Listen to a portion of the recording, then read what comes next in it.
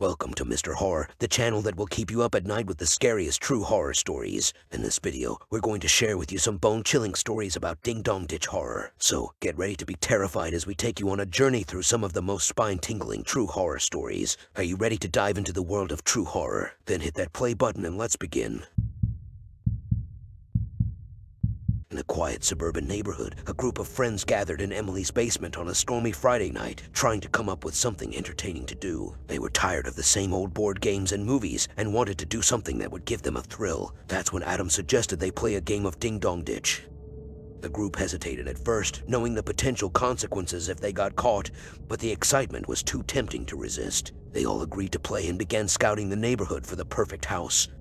As they walked through the dimly lit streets, they stumbled upon a decrepit old mansion at the end of the road. The house had been abandoned for years, and rumor had it that a gruesome murder took place there decades ago. Intrigued by the eerie atmosphere, they unanimously decided to target the abandoned mansion. As they approached the house, the friends could feel their hearts racing with anticipation. The once pristine white walls were now peeling and covered in mold, and the once lush garden was nothing but a wild jungle of overgrown weeds. The group huddled together as they made their way to the front door, trying to ignore the chilling sensation that something was watching them from the darkness. Adam, being the bravest of the group, volunteered to be the first to ring the doorbell. He slowly approached the door, his heart pounding in his chest. The rest of the group hid behind a bush, watching anxiously as Adam reached out and pressed the doorbell. The sudden echo of the chime sent shivers down their spines. As they waited for a reaction, the silence was unnerving. They couldn't shake the feeling that something was wrong. Suddenly, they heard the faint sound of a door creaking open. They froze, waiting to see who or what would emerge, but nobody came out. Instead, the door was left slightly ajar, inviting them in. Curiosity got the better of them, and one by one, they entered the house, unable to resist the allure of the unknown. As they stepped inside, they noticed a peculiar smell in the air, like a mixture of mildew and something sinister. They cautiously navigated the dark, dusty halls, each step echoing throughout the empty house. As they explored the mansion, they couldn't shake the feeling of being watched. They heard strange noises, like footsteps and whispers, coming from the shadows. The air grew colder as they ventured deeper into the house, and they couldn't help but feel like they were no longer alone. Their fear grew when they discovered an old newspaper article about the gruesome murder that took place in the house years ago. The murderer had never been found, and the victims had been left to rot in the very rooms they were standing in. As they read the chilling details of the crime, they began to hear more and more unsettling noises around them. They realized they were no longer alone in the house, but who or what was with them, and would they be able to escape before it was too late? The friends knew they had to find a way out, but they couldn't have imagined the horrors that awaited them. Their night of harmless fun was about to take a terrifying turn, and they would soon learn the truth about the abandoned mansion and its gruesome past.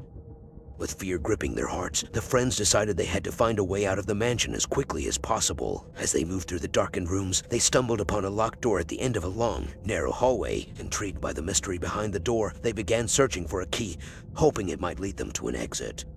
Their search took them to the mansion's library, where they discovered a hidden compartment in one of the dusty bookshelves. Inside, they found an old, rusted key that looked like it belonged to the locked door. The group hurried back to the hallway, feeling a growing sense of dread with every step. As they approached the locked door, they heard faint whispers echoing through the air, seemingly coming from behind the door. Emily, trembling with fear, inserted the key into the lock and slowly turned it. The door creaked open, revealing a dimly lit room filled with antique furniture and walls covered in disturbing paintings. The room seemed to have been untouched for decades, with a thick layer of dust covering every surface. The paintings depicted gruesome scenes, each more horrifying than the last. In the center of the room, there was a large table with a dusty, old book lying on top of it. As they moved closer, they could see that the book was bound in what appeared to be human skin. Against their better judgment, they opened the book, revealing its contents to be a collection of ancient rituals and spells. It seemed as if the book had been used by the previous occupants of the mansion for unspeakable acts. The friends began to read the disturbing passages out loud, their voices trembling with fear. As they read the sinister text, the atmosphere in the room grew heavier and the temperature dropped even further. The friends felt as if unseen eyes were watching them from the shadows, and the whispers grew louder, more insistent. As they continued reading, they noticed a particular spell that was said to summon a spirit from the other side. Even though they knew it was a terrible idea, curiosity and the desperate hope for answers about the house compelled them to give it a try. They followed the instructions, lighting candles in a circle around the room and reciting the ancient incantation. As they finished the chant, the room went completely silent. The friends looked around nervously, expecting something to happen. After a few moments of tense anticipation, they sighed in relief, believing nothing had occurred. But they were wrong. Suddenly, a gust of icy wind swept through the room, extinguishing the candles and plunging them into complete darkness. The friends huddled together, their hearts pounding in their chests. They could feel the presence of something malevolent with them in the room, and they knew they had made a grave mistake. In the oppressive darkness, they started to hear faint footsteps, each one growing louder and closer. One by one, the friends felt a cold, spectral hand touch their shoulders, sending them into a state of sheer panic. As they fumbled to find a source of light, they discovered that the once locked door was now wide open. The friends seized the opportunity to escape the room, their hearts pounding in their ears as they sprinted down the long, narrow hallway. As they ran, they could hear the faint footsteps and whispers growing closer behind them, urging them to move faster. The once abandoned mansion had come alive with sinister energy, and they knew they had to get out as quickly as possible. They finally made their way back to the entrance, the front door still slightly ajar from when they had entered. The storm outside had grown stronger, but they were willing to face the torrential rain and winds if it meant escaping the nightmare they had unleashed inside.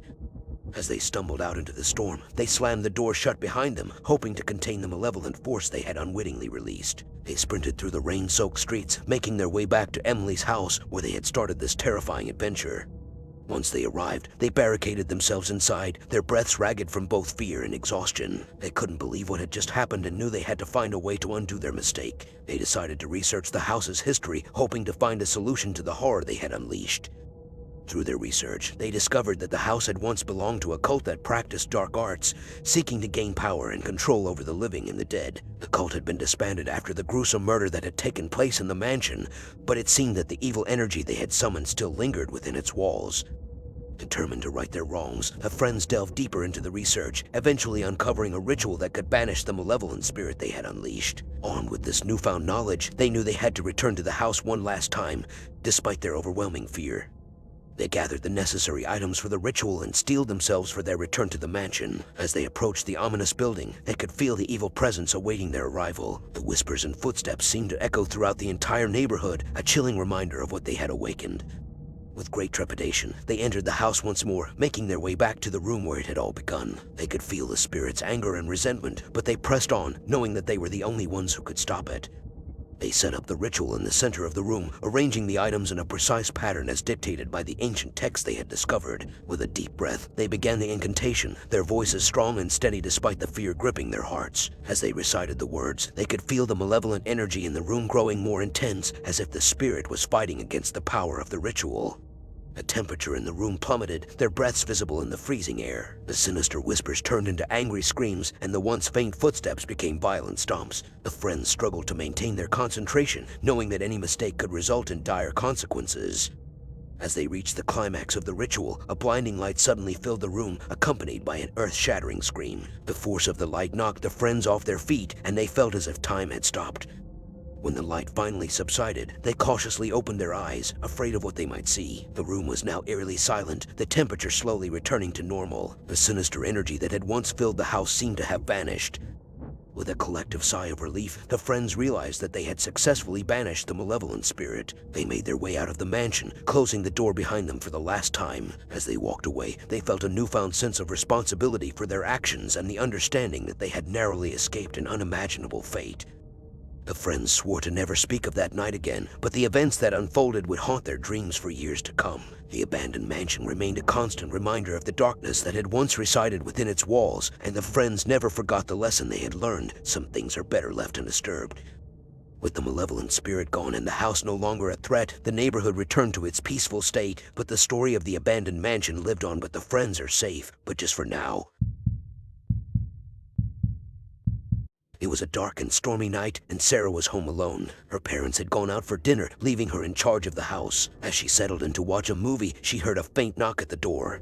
At first, she thought it was just the wind, but then she heard it again. She got up from the couch and went to the door, cautiously peering through the peephole. No one was there. Just as she turned to go back to the living room, she heard the sound of footsteps running away from the door. It was then that she realized someone was playing Ding Dong Ditch. Sarah thought it was just a harmless prank and went back to watching her movie. But then she heard the knocking again and again and again. It was starting to become unnerving. As she got up to check the door, she saw a shadowy figure darting away from the house. This time, the knocking was much more forceful, and it was followed by the sound of someone running away. Sarah was starting to get really freaked out. She tried calling her parents, but they didn't answer. She tried calling her friends, but no one was available. She was completely alone and scared. That's when she heard scratching at the window. It sounded like someone was trying to pry it open. She ran to the window and saw a figure dressed in black with a hood over their head. The figure seemed to be looking right at her. Sarah screamed and ran to the phone to call the police, but when they arrived, there was no one there. No footprints, no evidence of anyone trying to break in. Sarah was terrified, but she tried to tell herself it was just a prank. However, the feeling of being watched never went away. Even when she was sure she was alone, she always felt like someone was watching her from the shadows. Little did she know, the ding-dong ditch was only the beginning of a series of terrifying events that would haunt her for months to come. The ding-dong ditch incident was only the start of a terrifying ordeal for Sarah. As the days passed, the incidents grew more frequent and more disturbing. Every night, she would hear footsteps outside her house, but when she looked out the window, there was no one there. The knocking and ringing continued, and sometimes she would see shadows moving outside. Sarah was terrified, but she didn't want to admit it to anyone. She tried to tell herself it was just her imagination, but the fear was always there, lurking in the back of her mind. One night, she was home alone again when she heard a loud banging on the door. She tried to ignore it, but it was persistent. She cautiously approached the door and looked through the peephole. No one was there. As she turned to go back to the living room, she heard a noise coming from the basement. It sounded like someone was down there. Sarah froze, unable to move. She knew she had to investigate, but the fear was too much. Slowly, she made her way down the stairs, her heart pounding in her chest. As she reached the bottom of the stairs, she heard a faint whisper. It was too low to make out, but it was definitely there. Suddenly, the lights flickered and went out. Sarah was plunged into complete darkness. She fumbled for her phone, but it was dead. She was alone, in the dark, with someone or something in the basement. She tried to scream, but her voice was stuck in her throat. Then, she heard footsteps coming closer and closer. She knew she had to do something, so she made a run for the stairs. As she reached the top of the stairs, she felt something grab her ankle. She fell and hit her head on the stairs. When she woke up, she was back in her bed. It was morning, and she couldn't remember anything after falling down the stairs. Sarah tried to convince herself it was just a nightmare, but she knew it was real. The fear never went away, and she became increasingly paranoid. She couldn't trust anyone, not even her own friends. Then, one day, she received a letter in the mail. It was from an anonymous sender, and it read, "I'm always watching you. I know everything about you. I'm always one step ahead." Sarah knew then that she was in real danger. She had to find out who was behind all of this before it was too late. But how could she, when she didn't even know who to trust? Sarah couldn't take it anymore. The fear had consumed her, and she knew she had to do something before it was too late. She decided to do some investigating of her own, starting with her neighbors. She discovered that one of her neighbors, Mr. Jenkins, had a history of mental illness and had been known to act out violently in the past. She couldn't prove he was the one behind the ding-dong ditch incidents, but her gut told her he was. Sarah became increasingly paranoid, and she knew she had to take action. She installed a security system and started sleeping with a baseball bat under her bed. She tried to go about her daily life as best she could, but the fear never went away. Then, one night, she heard the sound of breaking glass coming from downstairs. She grabbed her baseball bat and cautiously made her way to the living room. The sight that greeted her made her blood run cold. Mr. Jenkins was standing in the middle of her living room, holding a knife. He had broken in through the window, and he was clearly not in his right mind. Sarah knew she had to act fast if she wanted to survive. She swung the baseball bat, hitting Mr. Jenkins square in the head. He fell to the ground, unconscious. Sarah called the police and told them everything. When they arrived, they found evidence that Mr. Jenkins had been stalking Sarah for months. Sarah was traumatized, but she was relieved that it was finally over. She moved away, wanting to put the whole experience behind her, but the fear never really left her. She still had nightmares, still jumped at every sound in the night. Years later, she received a letter in the mail. It was from Mr. Jenkins, who was now in prison. The letter read, "I'm sorry for what I did. I was sick, and I couldn't control myself, but I want you to know that I'm getting help now, and I hope you can find it in your heart to forgive me." Sarah couldn't bring herself to respond. The memories were still too painful and the fear still too real. She knew she would never forget what happened, but she hoped she could eventually learn to live with it. In the end, the ding-dong ditch incidents turned out to be more than just a harmless prank. They were the beginning of a nightmare that would haunt Sarah for years to come. But she survived, and she was stronger for it. It was a quiet, peaceful night in the suburban neighborhood of Riverdale. The street was lined with well-manicured lawns and beautifully decorated houses. But little did anyone know, the peace and quiet would soon be shattered. It started with a simple ding-dong ditch. The Johnson family heard the doorbell ring, but when they opened the door, there was no one there. They thought it was just a harmless prank and went back to their night. But then it happened again and again and again. Each time, the Johnson family would hear the doorbell ring, and each time, there would be no one there. They started to get annoyed, but they still thought it was just a harmless prank.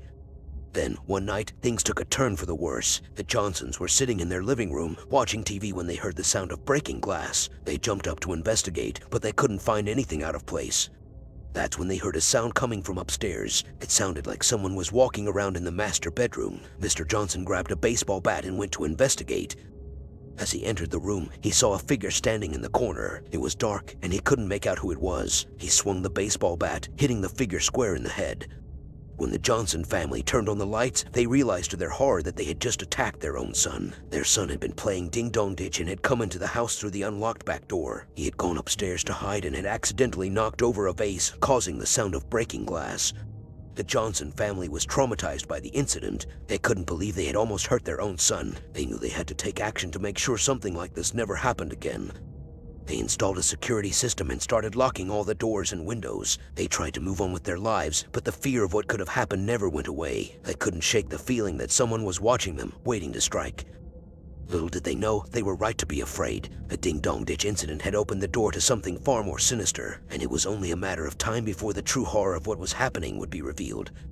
The Johnson family thought they had put the ding-dong ditch incident behind them, but the fear and paranoia never truly went away. They still felt like they were being watched, and they still couldn't shake the feeling that something wasn't right. One night, they heard a strange noise coming from outside. It sounded like someone was trying to break in. Mr. Johnson grabbed his baseball bat and went to investigate, but he couldn't find anything out of place. The next day, they received a letter in the mail. It was addressed to them, but there was no return address. The letter read, "I'm always watching you. I know your every move. You can't hide from me." The Johnsons were terrified. They didn't know who could be sending them these letters, and they didn't know what to do. They tried to go about their daily lives as best they could, but the fear never went away.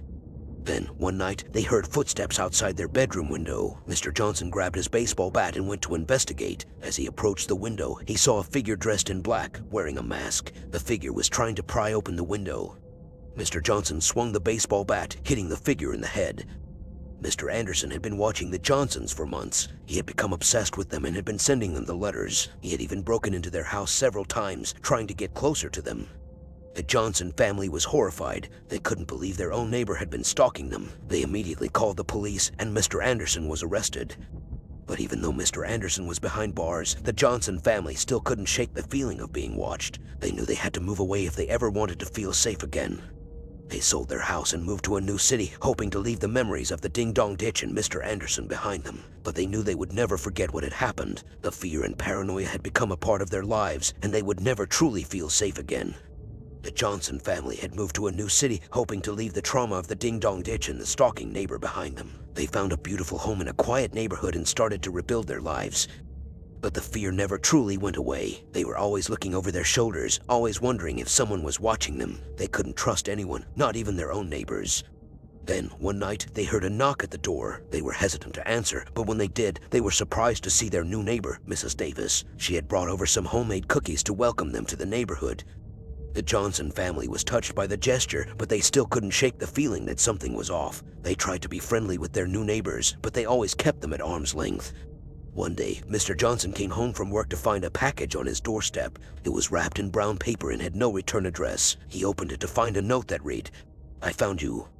The Johnson family was terrified. They knew that whoever was sending them these notes and packages had found them again. They called the police, but there was nothing they could do without any evidence. The fear and paranoia had taken over their lives once again. They couldn't go out without looking over their shoulders, and they couldn't sleep at night without worrying about what would happen next. Then, one day, they received a letter in the mail. It was from their old neighbor, Mr. Anderson. He had been released from prison and was apologizing for what he had done. He said he had turned his life around and was trying to make amends. The Johnson family was hesitant to believe him, but they agreed to meet with him. When they did, they were surprised to see that he had truly changed. He was remorseful for what he had done and wanted to help the Johnson family feel safe again. He helped them install a new security system and introduced them to their new neighbors. He wanted to make sure that they felt welcomed and protected. The Johnson family slowly started to rebuild their trust in others. They realized that they couldn't let the fear and paranoia control their lives forever. They had to take a chance and trust others, even if it meant being vulnerable. In the end, the ding-dong ditch incident had taught them a valuable lesson. They had learned that sometimes the scariest things in life can come from the people closest to you, but they had also learned that with courage and the help of others, they could overcome their fears and find a way to live their lives to the fullest. Thank you for watching these 3 true ding-dong ditch horror stories. We hope that they sent shivers down your spine and kept you hooked until the very end. If you enjoyed this video, please don't forget to hit that like button, subscribe to our channel, and hit the notification bell to be notified of our latest videos. Also, let us know in the comments below if you have any scary ding-dong ditch stories of your own that you'd like to share. Thanks again for watching, and we'll see you in the next video.